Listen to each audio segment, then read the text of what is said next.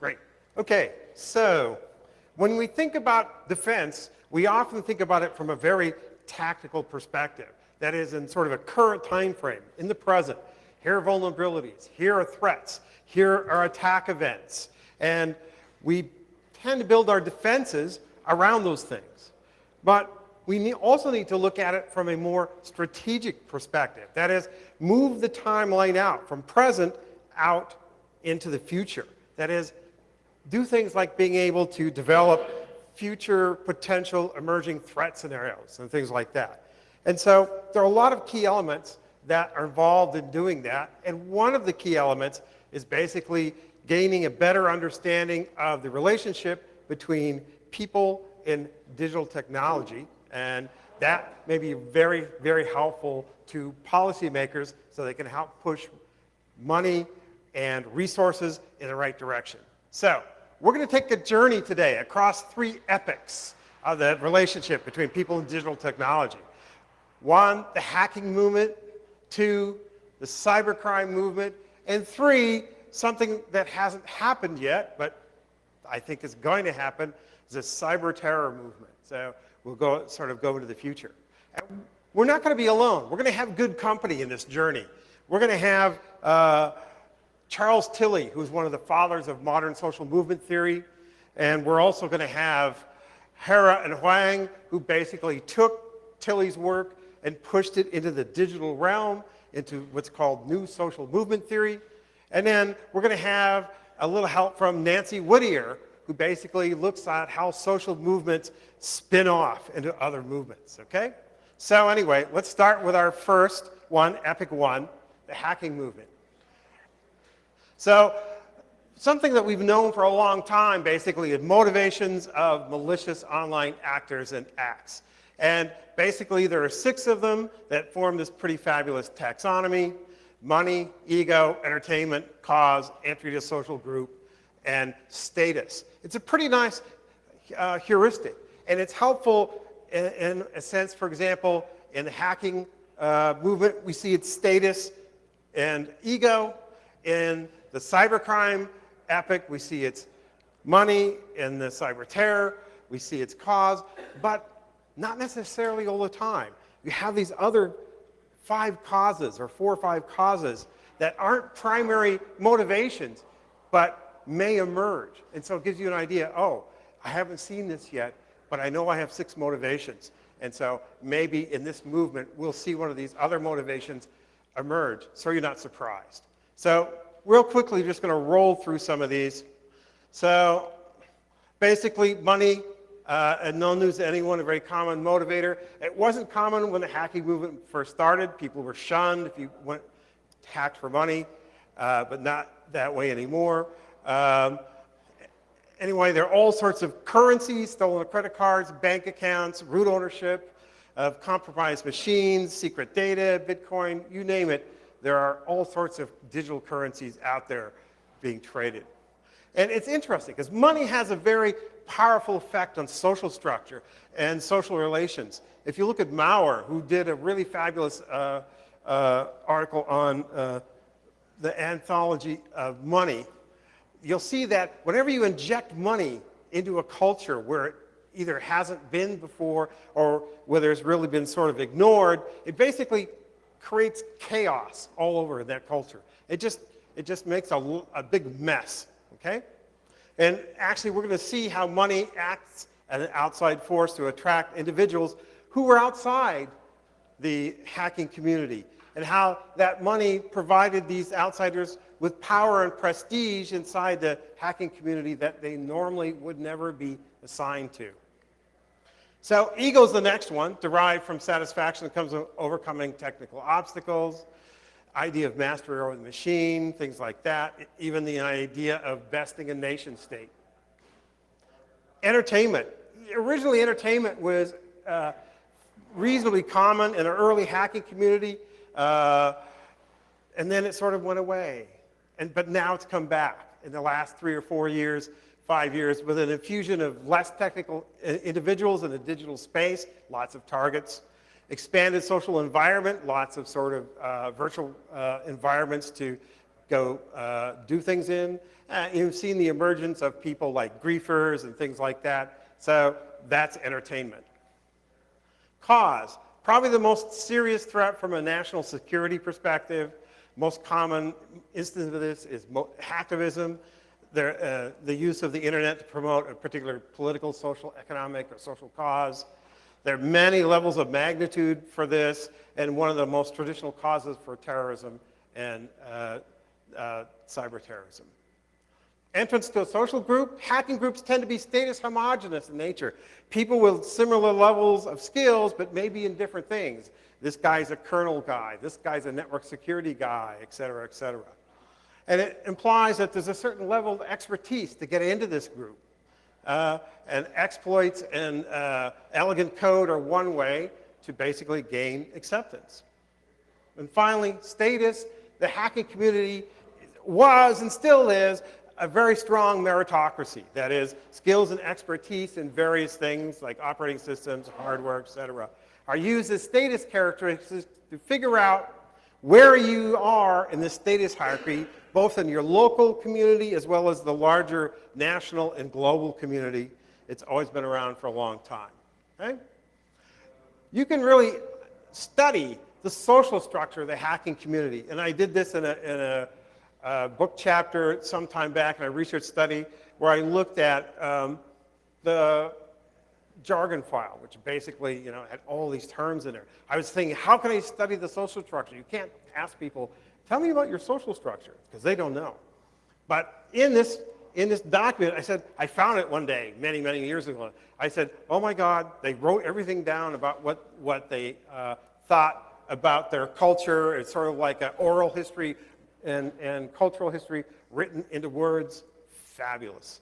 So by doing this, you can do things like look at different dynamics and dimensions within the social structure. I don't have enough time to even cover much of them other than to say what's really cool is you follow it throughout the years and you can look at how the hacking community basically changed over time by studying the differences in these dimensions over time. And if over lunch you want to chat about this stuff, there's some really amazing things in here that are pretty cool. So let's move on to Epic 2. Not my really favorite epic, cybercrime, but we need to sort of talk about that, so we're going to do that. Let's see what I'm doing with time. 7:53, 4. I might actually have time to talk about this for just a second. So what's interesting is you see these dimensions, technology, derogatory, dimension, status. The one that's really fascinating is magic religion. That is, especially in the early days in the hacking community, and I went to grad school in Silicon Valley during the personal computer revolution, and it was full of magic. In other words, you had wizards that you counted on. Somebody would say, wave a dead chicken. There were actual magic numbers. If you looked in the sort of the Unix manual that talked about disk volumes and things, there were magic numbers you had to deal with. So that was really kind of cool. And it really captured, to some extent, the spirit of the hacking community. And what you can see is that in 1994, there was a lot more, about 9.2% of the entries had to do with magic or religion. And by 2003, it had been dropped more than half to 4.4, which kind of matched the sort of declining spirit that you saw in the hacker community as it got older. Okay? So let's roll on to Epic 2, the cybercrime movement. Here we are, pretty diagram. So what Whittier talked about, Nancy Whittier talked about in terms of social movements is social movements have sort of a frame movement or a master movement. And other social movements and communities spin off of that. And sometimes these communities are complementary. They have similar values, norms, and they share them with their foundational one. And sometimes when these movements spin off, they have sort of the opposite norms and values. So that you get a variety of different social movements doing spin-off. A pretty interesting thing. And so we can see that money was one of the main forces that basically helped split off the original hacking movement. And what's really interesting is, first there was the emergence of opposition to generating money through hacking in the original culture, and then suddenly there were legal pathways. That is, money started being injected into the original hacking community. And some people spun off into a legal pathway and commercialization and got jobs and got paid good money. Others spun off into the illegal pathways, and that's where we got the cybercrime community. So one of the typical things that criminologists, which I'm not, thank God, basically talk about in terms of cybercrime is through the theory of what's called routine activities theory, which is pretty basic. That's why I don't like it very much, but I mention it because if you're interested, you can go look this stuff up. So basically, cybercrime through the eyes of routine activities theory says, hey, look, you only need sort of three things. You need a motivated or likely offender. Okay, so we can probably dig one of those up. We need the absence of a capable guardian. And that basically means that there aren't authorities there to catch you. There may not be laws that protect people. So basically, there's no capable guardian. And of course, you have to have suitable targets. And there are, of course, plenty of those out on the net. One of the studies that one of my colleagues and I did was studying Russian hacking gangs. Okay? And so we looked at their friendships and communications just to sort of see how they were connected. And here's one of the social network diagrams that we drew out of it.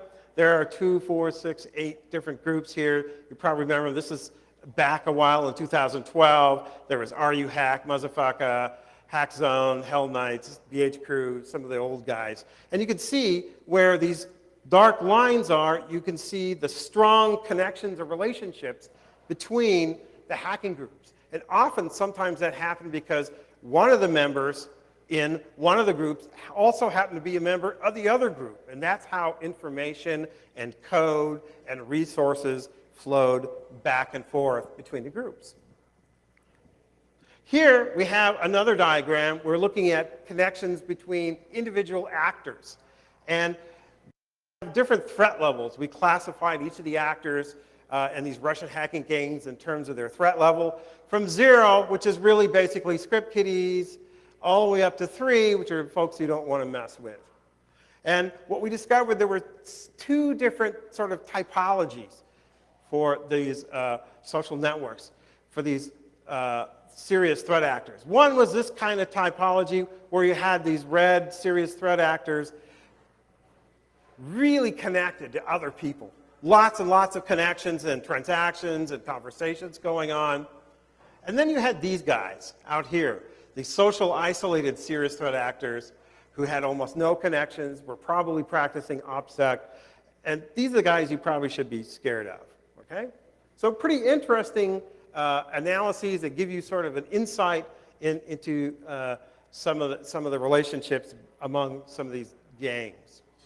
One of my research partners, Tom Holt, talks about the formation of large underground marketplaces and product guarantees and customer service. You've all seen that stuff, so nothing new.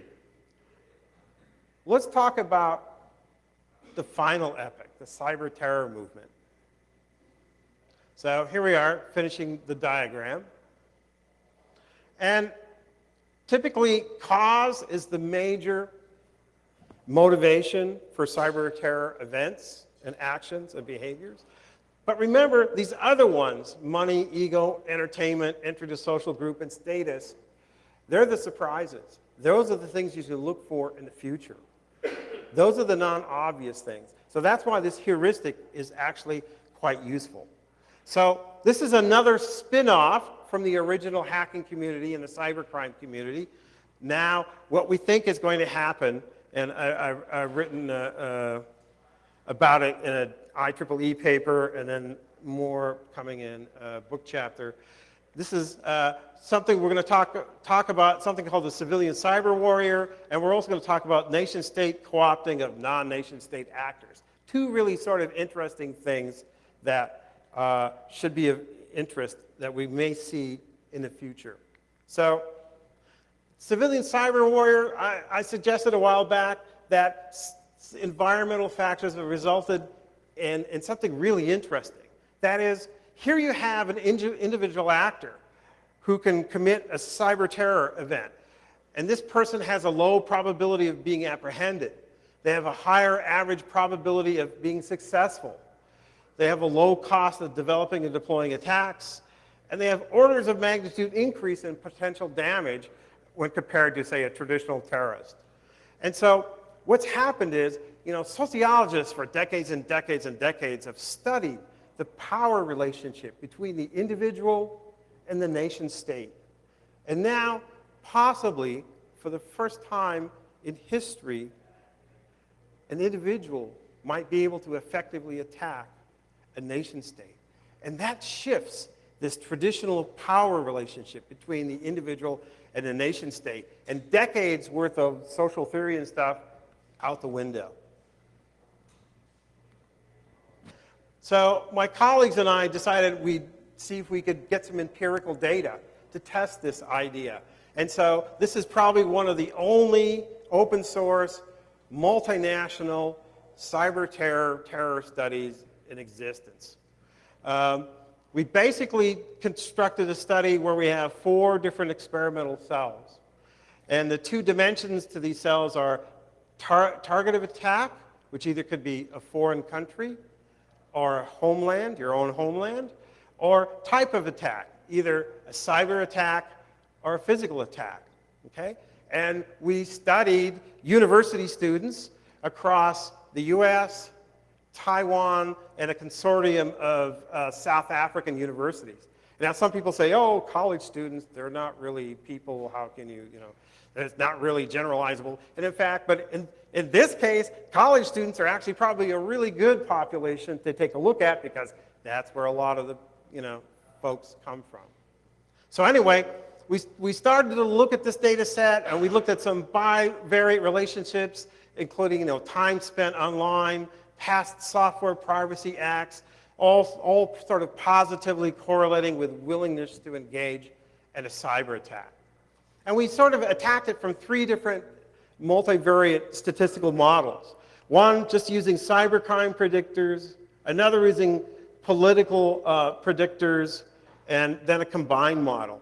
And what we discovered is that cyber terror acts and their motivations and the factors involved with them are a lot more complex than we ever thought. But we do see some things, and I'll just mention a couple of them, and then I'll talk about sort of the 2 main things that came out of this. So things like, for example, outgroup antagonism, that is being basically antagonistic to some group that you don't belong to, was positively correlated with a willingness to commit a cyber terror act. But when we took this out of the political model, put it in the combined model, that disappeared. Ineffective law enforcement response to cybercrime, along with outgroup antagonism, along with a willingness to commit physical terrorist attacks, were positively related to willingness to attack a military server, for example. So that was kind of interesting. There are 2 sort of scary things that came out of this study, and we're still mining the data, we're still cranking publications out of this thing because it's so fabulous. The first one is that we found a strong positive correlation between willingness to connect a cyber terror act and willingness to commit a physical terrorist attack. That is a frightening thought, and it's something that folks in the intelligence community back during 9/11 were really fearful of. So that's not very good news. The second piece of news is it's good news, bad news time. So the good news is when we looked at the data, what we saw was, oh, look, only about 1% of the people want to commit some sort of cyber terror act, like basically attacking a nuclear power plant with a radiation release. Now, that also happens to be the bad news, because 1% of a fairly large population, those are a lot of folks. So that is truly worrisome. And finally, I want to sort of talk about another thing I've been interested in recently, and I've written another book chapter. It's going to come out sometime this year, is talking about nation-state, non-nation-state actor relationships. And I've posited there are 4 stages to these relationships. And stage 1 starts with a nation-state and non-nation-state actors becoming salient or aware of each other through either attribution of recent attacks, identified through ongoing investigations by the nation-state, informal contact through hacking cons, network relationships with insiders. That's sort of the first stage. Oh, look, there are these guys over there. Look at what they're doing. The second stage, in terms of this nation-state, non-nation-state actor relationship formation, is motivations for actors to collaborate with a nation-state. So via the, like the Chinese model, nationalism, patriotism, there's an enhanced status or legitimacy from covert association with state security services. That's another motivation to do this. Sometimes it's false flag stuff. And here, there's the old-fashioned traditional and non-traditional coercion. Hey, I know your sister Ada. She's really nice. She's in good health. You want to keep her that way? Well, here's what you can do. Okay. Stage 3 is the maintenance of the relationship. That is, the nation-state will provide immunity from prosecution for assistance. They'll ignore or look the other way about other quasi-legal or illegal activities. Oh, you're stealing money over there? Yeah, okay. Well, we'll ignore that. Resource assistance in form of hardware, software, advice. Grooming of high-status individuals within the groups to basically keep them active and keep them working for you, for the nation-state. And, of course, there's always continued coercion. How's your sister doing? Still healthy? That's fabulous. Finally, stage 4, dissolution. At some point, these things fall apart often. And how does that happen? Sometimes it happens because of the collapse of the covert nature of the relationship. They get outed.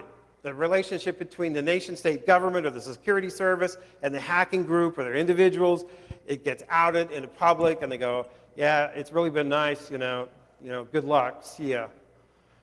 Replacement by other more skilled actors or groups. Sometimes you'll just get replaced. Scapegoating and prosecution. At some point, the nation-state may say, nah, we've probably gotten just about enough we can about them, and suddenly the nation-state turns on the hacking group and basically charges them, hauls them away, and it's not pretty. And this is kind of the last one, which is kind of unusual and really kind of interesting, and that is the non-nation-state groups and actors terminate the relationship themselves. They walk away from the nation-state. And why is that interesting? Well, because these non-nation-state actors and groups have evolved in the following ways. They have increased technical skills. Now they have the potential to threaten their very own nation-state sponsor that they used to work for. Second, proceeds from financial crimes finance more hardware, software, payments to members.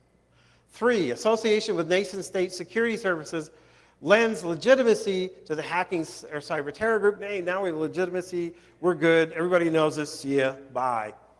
So that sort of reinforces something that I think is eventually we're going to see and to become a real threat, which is non-nation-state actors may initiate termination of the relationship and evolve into domestic terror groups that utilize cyberspace to attack their own homeland. It's the old story of like someone who adopts the cute little tiger cub and feeds it, and it gets bigger and bigger and bigger, and one day it bites their hand off, okay? So what lies ahead? Wow, it's a scary environment, I have to say. And hopefully, by developing a better understanding of these social dynamics and these social processes, we can not just fight what's in the current, but look and produce future scenarios where we can use this understanding, this better comprehensive understanding of the relationship between people and digital technology to project potential threats and evaluate them and decide which ones we should pour money and resources into so we don't get surprised. And that's basically it in 25 minutes and 2 seconds. Thank you. Is it question time? Do we have any time left or not? Like a couple, all right? So my next question for you, you're talking all about nation states. You look here, like, for example, in the U.S. Right. Probably 85% of the critical infrastructure. Yeah. Under civilian. It's right. Corporations. Right. So I'm assuming that's clumped in there? Well, they make fabulous targets. Yeah, that's true. And so that's a problem. What else? Any other? Yes, sir. I can kind of answer it. Okay, go ahead, I Ron. did a lot of research with Dr. Kilger did on the enterprise corporate side and how to apply to that question. And my company as advisors work with corporations to blend the type of research that he's done. And what we found is it almost matches one-to-one for nation state versus, in our specific case, U.S. corporations as far as the organization. And in that fourth stage there, at the end of this talk, we're finding an absolute correlation of people that were previously employed by state-sponsored and nation states coming back and going around them and attacking the U.S. corporations. So there's a direct correlation. Yep. You almost say that the corporations become their own nation states as far as targets and cyberterrorists, especially multinational. Yeah, as far as targeting. Yeah. Whereas the country sort of disappears, we can talk about something as large as the GP. And it could also be something of both. Somebody gets mad at Volkswagen because their emissions are through the roof. Yeah. Thanks. And that falls directly into his Cause. Cause in these. Yep. Any other questions? Oh, yes, sir. Up on the balcony. Given our current political environment, Yes.